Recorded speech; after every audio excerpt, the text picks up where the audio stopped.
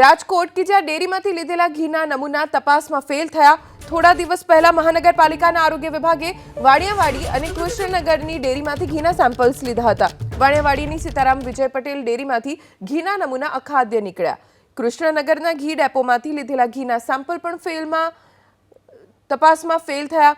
ઘીમાં vegetable fat અને તેલનું પ્રમાણ વધુ જોવા મળ્યું।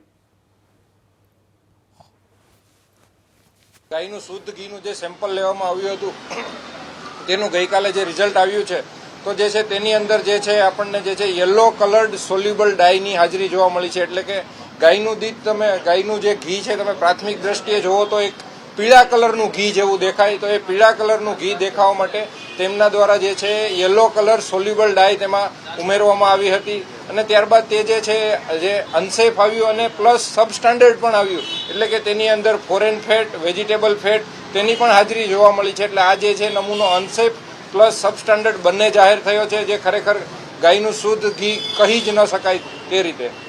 આ જે છે આવું ઘી જે છે ખાવાને કારણે જે છે આપણે હૃદય સંબંધિત ગંભીર બીમારીઓ જે છે પૂરેપૂરી શક્યતાઓ રહેલી છે। આ જે છે આપણે નમૂનો જે છે અનસેફ અને સબસ્ટાન્ડર્ડ આવ્યો છે તો તેનો જે છે આપણે એજ્યુડિકેટિંગ કેસ જે છે એ દાખલ કરીશું અને જે છે કોર્ટમાં તેમનો કેસ ચાલશે અને તેમના દ્વારા જે કંઈ પણ સજા અને દંડ જે છે તેમને કરવામાં આવશે।